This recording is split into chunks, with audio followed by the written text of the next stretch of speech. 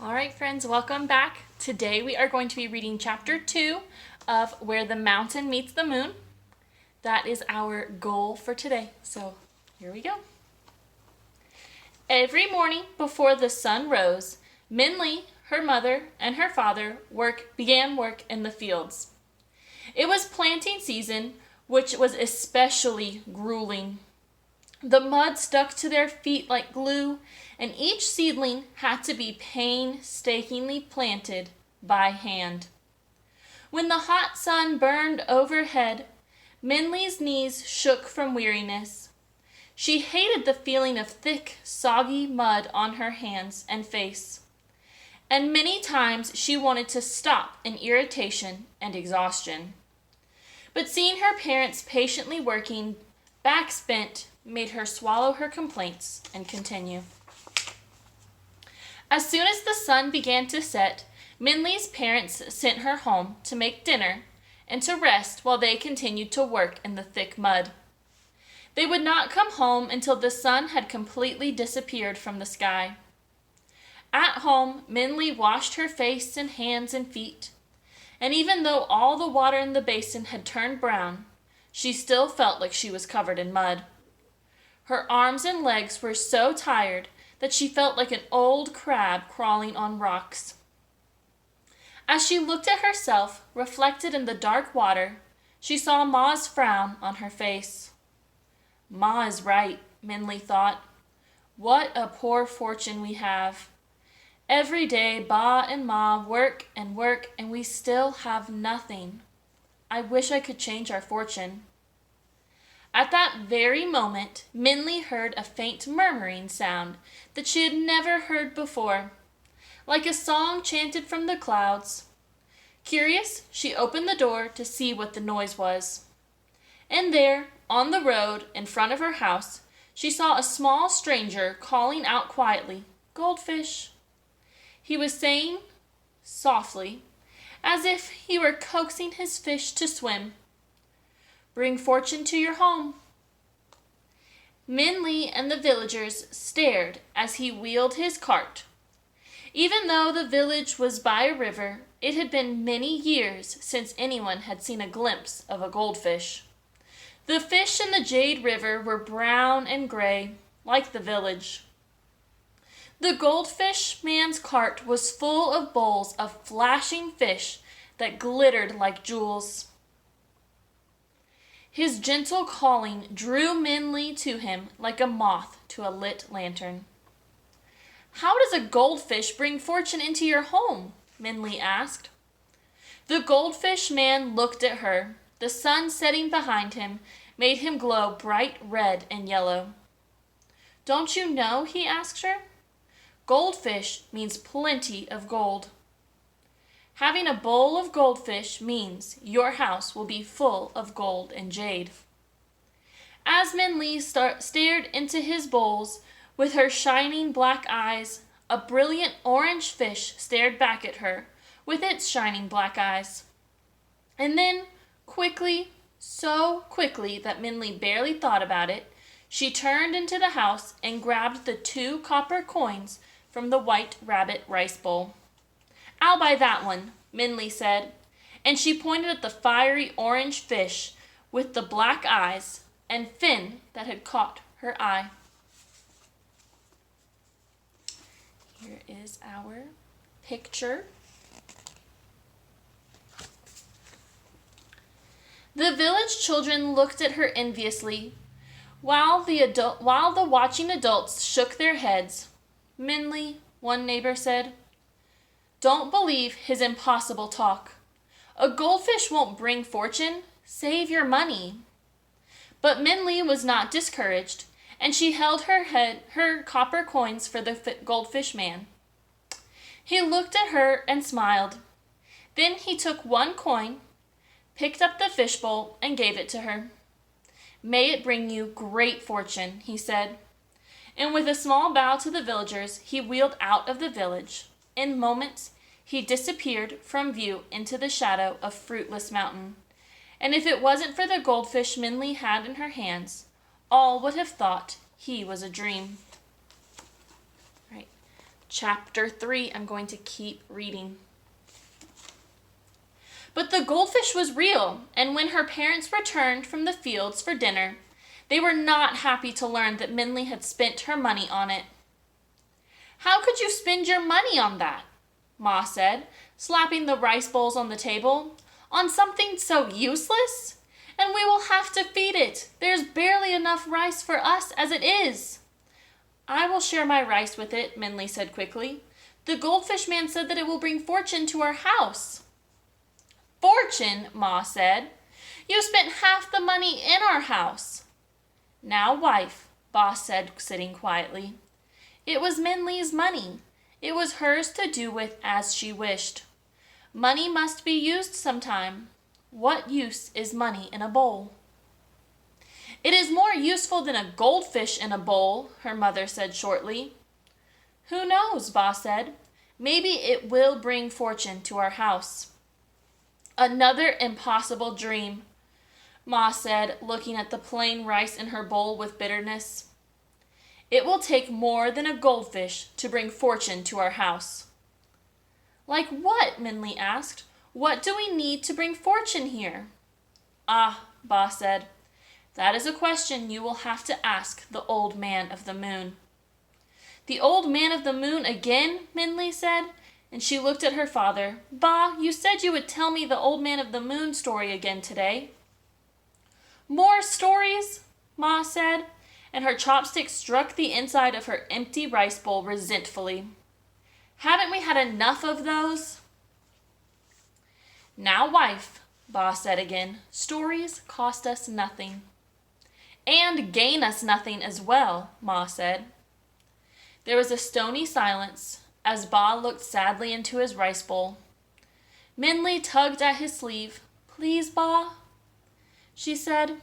Ma shook her head and sighed, but said nothing. So Ba began. All right, this is the story of the Old Man and the Moon. Once there was a magistrate who was quite powerful and proud. He was so proud that he demanded constant respect from his people. Whenever he made a trip out of the city, no matter what time of day or night, people were to leave their homes, get on their knees, and make deep bows as he passed, or else face brutal punishment of his soldiers. The magistrate was fierce in his anger as well as his pride. It is said he even expected the monkeys to come down from the trees to bow to him. The magistrate was harsh with his subordinates, ruthless to his enemies, and pitiless to his people. All feared his wrath, and when he roared his orders, the people trembled. Behind his back, they called him Magistrate Tiger. Magistrate Tiger's most coveted wish was to be of royal blood. His every decision was crafted for that purpose. Every manipulation was part of a strategy to achieve acceptance into the imperial family. As soon as his son was born, he began to make trips and inquiries to gain influence, in hopes that he could marry his son to a member of the imperial family. One night, as the magistrate traveled through the mountains, again on a trip to gain favor for his son's future marriage, he saw an old man sitting alone in the moonlight. The old man ignored the passing horses and carriages, the silk brocade and the government seal, and simply continued reading a large book in his lap, placidly fingering a bag of red string beside him. The old man's indifference infuriated Magistrate Tiger, and he ordered the carriage to stop. However, even the halting noises did not make the old man look up. Finally, Magistrate Tiger exited his carriage and went to the old man, who was still engrossed in his book.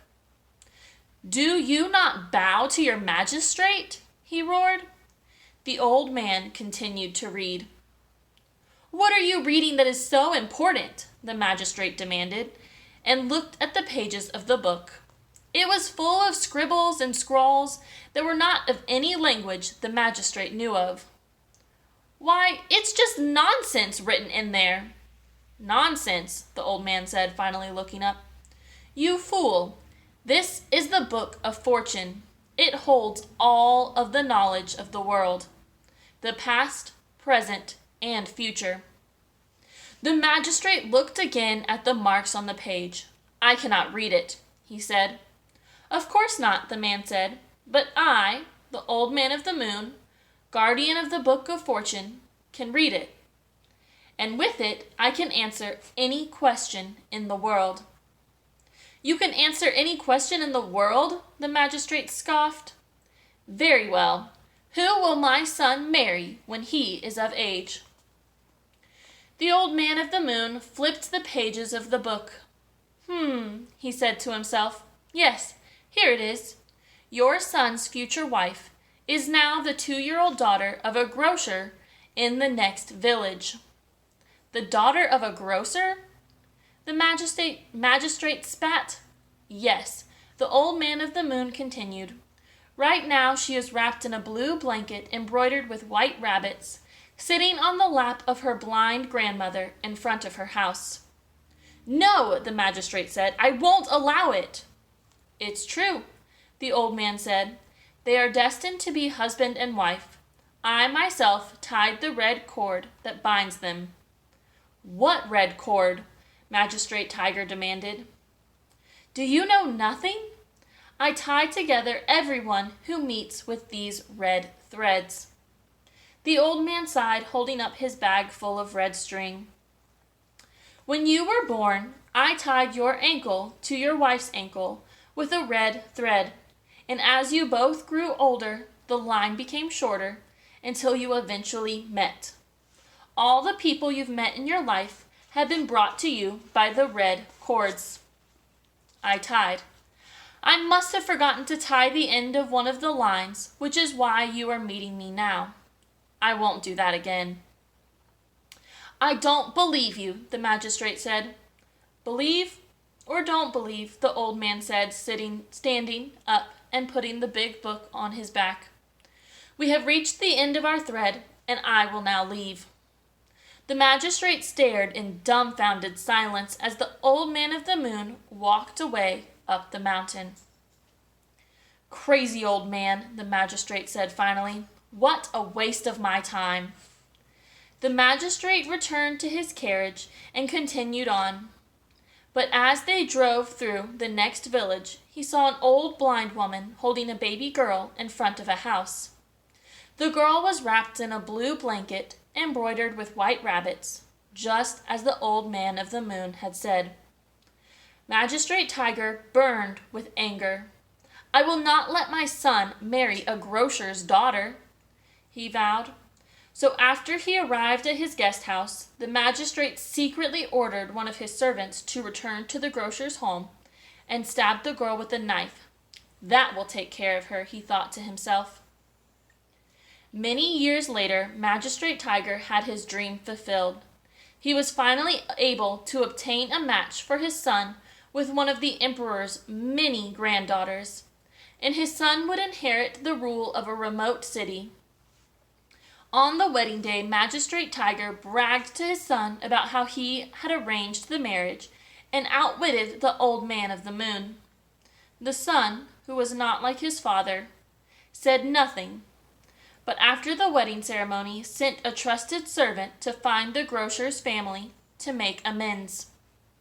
In the meantime, he became acquainted with his bride and was happy to find that both were pleased with each other. He found his new wife beautiful, the only oddity about her being that she always wore a delicate flower on her forehead. "Dear wife," he said, "why do you always wear that flower? Even to sleep, you never remove it." "It is to hide my scar," she said, touching her forehead in embarrassment. "When I was a child, no older than 2, a strange man stabbed me with a knife. I survived, but I still have a scar." And at that moment, the trusted servant came rushing in. "Master," he said, I made the inquiries for you. In a flood many years ago, the grocer's family perished, except for the daughter. The king of the city, the emperor's 9th son, then adopted the daughter and raised her as his own. And that daughter is your wife. All right, so this marks the end of the story of the old man and the moon. So we're going to go back and we're going to listen to what Min Lee has to say about the story. So the old man of the moon was right, Min Lee said. Of course he was, Ba replied. The old man of the moon knows everything and can answer any question you ask. I should ask him how to bring fortune to our house. Min Lee said, he would know. I'll ask him. Where do I find him? They say he lives on top of Never-Ending Mountain. Ba said, but no one I have ever spoken to knows where that is. Maybe we can find out, Min Lee said. Oh, Min Lee, Ma said impatiently, bringing fortune to our house? Making Fruitless Mountain bloom? You're always wishing to do impossible things. Stop believing stories and stop wasting your time. Stories, Ma said, slapping her hands against the table, making the water in the fishbowl sway as she stood up and left the table, are what wasted money on this goldfish. Min Lee stared down at her rice bowl. The few white grains left sat like precious pearls at the bottom of her bowl. Ba patted her arm. Eat all your rice, daughter, he said, and with his shaking hands, he scooped the last of his own rice to feed the fish. All right, that was chapters 2 and 3. Now, I want you guys to I want you to figure out what was the theme of the story of the old man of the moon. Remember, the theme is the lesson that you can learn from the story. The theme, it needs to be able to be supported. It needs to be able to be supported through the text. So tell me the theme and why was that the theme? Where did you see it in the story? Sometimes in stories, it is just stated. It is right there in the story. And sometimes it's implied. So you might have to do some inferring to figure out what the theme is. Down here I have some common themes that you might see. Friendship, compassion, respect, courage, kindness. So I want you guys to think about the theme of the story of the old man and the moon. And come back tomorrow and we're going to keep working on our book.